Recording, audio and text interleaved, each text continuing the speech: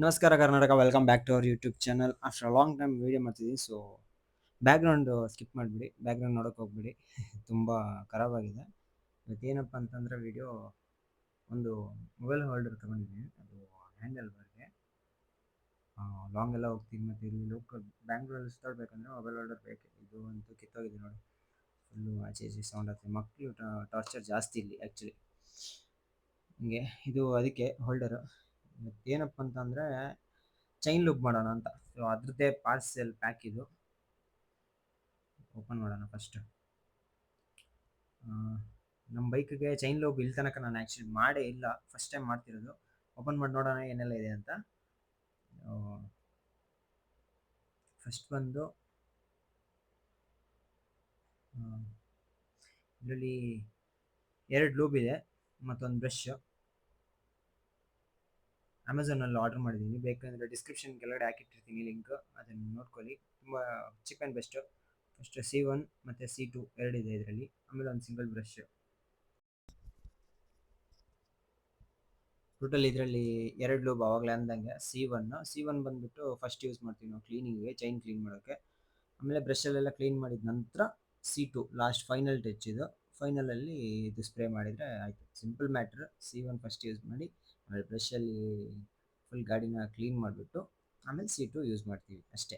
But ಇದನ್ನೆಲ್ಲ ಹೆಂಗೆ ಮಾಡೋದಂತ ಇನ್ ಡೀಟೇಲಾಗಿ ತೋರಿಸ್ತೀನಿ. ನಮ್ಮ ಬೈಕಲ್ಲಿ ಹೆಂಗೆ ಮಾಡಿದ್ದೀನಿ, ಹಿಂಗೆ ಮಾಡ್ತೀವಿ, ಹಿಂಗೆ ಮಾಡ್ಬೋದು, ಆ ಪ್ರಕಾರ ನೋಡೋಣ. ಬ್ರಷ್ ಚೆನ್ನಾಗಿದೆ ಆ್ಯಕ್ಚುಲಿ ಇದ್ರದ್ದು. ಹಿಂದ್ಗಡೆನೂ ಒಂದು ಕ್ಲಿಪ್ ಕೊಟ್ಟವ್ರೆ. ಸೊ ಇಷ್ಟು ಮೆಟೀರಿಯಲ್ ಇದೆ, C1 C2 ಆಮೇಲೆ ಒಂದು ಬ್ರಷ್. ಸೊ ಫಸ್ಟು ಒಂದು ಚೈನ್ ಲೂಬ್ ಮಾಡೋಣ. ಫಸ್ಟ್ ಯಾವುದಪ್ಪ ಅಂತಂದರೆ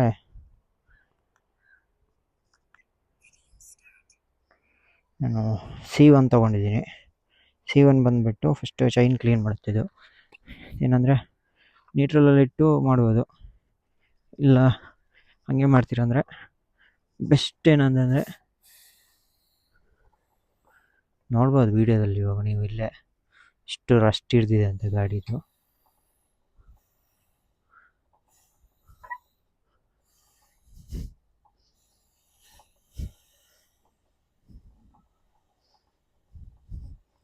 ಸೊ ಫುಲ್ಲು ಸ್ಪ್ರೇ ಹೊಡಿಬೇಕು ಇದಕ್ಕೆ ಫಸ್ಟು. ನಾನು ಇವಾಗ ಒಬ್ಬನೇ ಇರೋದ್ರಿಂದ ಗಾಡಿನ ಸ್ಟಾರ್ಟಲ್ಲಿಟ್ಟು ಸ್ಪ್ರೇ ಹೊಡಿತಿದ್ದೀನಿ. ಸೊ ರಿಸ್ಕ್ ತೊಗೊಳಕ್ಕೆ ಹೋಗ್ಬೇಡಿ. ಫ್ರೆಂಡ್ಸ್ ಎಲ್ಲ ಯಾರಾದರೂ ಇದ್ದರೆ ಅವ್ರ ಹತ್ರ ಗಾಡಿನ ನ್ಯೂಟ್ರಲಲ್ಲಿಟ್ಟು ಬ್ಯಾಕ್ ಸೈಡಿಂದ ಟೈರ್ ತಿರುಗಿಸ್ಬಿಟ್ಟು ಹಾಗೆ ಸ್ಪ್ರೇ ಹೊಡಿಬೋದು. ಬಟ್ ನೀವೇ ಮಾಡ್ತೀರಾ ಅಂದರೆ ಸ್ವಲ್ಪ ಈ ಥರ ಕೈ ದೂರ ಇಟ್ಕೊಂಡು ಏನು ಟಚ್ ಮಾಡಿದೆ ಸ್ಪ್ರೇ ಹೊಡಿ, ಬೆಸ್ಟ್ ಅದು. ಸೊ ಆ ಸೈಡು ಆಯಿತು. ಫಸ್ಟು ಇಲ್ಲಿ ಸ್ಪ್ರೇ ಹೊಡೆದು ಆಮೇಲೆ ಬ್ಯಾಕ್ ಸೈಡು, ಆಮೇಲೆ ವಾಪಸ್ಸು ಮೇಲ್ಗಡೆಯಿಂದ ಒಂದು ಸ್ವಲ್ಪ ಸ್ಪ್ರೇ ಹೊಡಬೇಕು. ಯಾಕೆಂತಂದರೆ ಸೊ ಎಷ್ಟು ನೀಟಾಗಿ ಆಗುತ್ತೆ ಚೈನು, ಅಷ್ಟು ಗಾಡಿ ತುಂಬ ಟೈಮ್ ಬರುತ್ತೆ. ಫುಲ್ಲು ರಸ್ಟ್ ಆದರೆ ಫುಲ್ಲು ರಸ್ಟ್ ಇದ್ಬಿಟ್ಟಿದೆ. ಸೊ ಗೈಸ್, ಸೆಕೆಂಡ್ ಸ್ಟೆಪ್ ಬಂದುಬಿಟ್ಟು ಬ್ರಷ್ ಲಾಕ್ ಮಾಡಿಬಿಟ್ಟು ಚೈನಿಗೆ ತಿರ್ಸೋಣ. ಆ್ಯಕ್ಚುಲಿ ಗೇರಲ್ಲಿದೆ ಗಾಡಿ.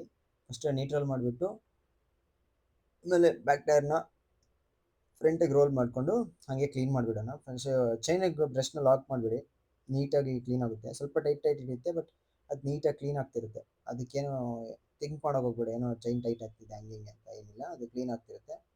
ಸೊ ತುಂಬಾ ರೆಸ್ಟ್ ಇದೆ. ಆಲ್ರೆಡಿ ಹೇಳ್ದಂಗೆ ಬ್ಯಾಕ್ಗ್ರೌಂಡೆಲ್ಲ ಸ್ಕಿಪ್ ಮಾಡಿ. ಕೆಳಗಡೆ ನೋಡ್ಬೋದು, ಇಲ್ಲಿ ಫುಲ್ಲು ರೆಸ್ಟ್ ತುಂಬ ಇದೆ.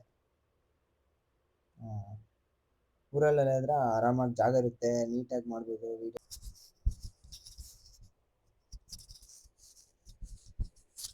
ಸೊ ವೀಲ್ ತಿರುಗಿಸ್ಬಿಟ್ಟು ಹಂಗೆ ನೀಟಾಗಿ ಕ್ಲೀನ್ ಬ್ರಷ್ ಮಾಡ್ತಾರೆ ಒಂದು 2-3 ಮಿನಿಟ್ಸು.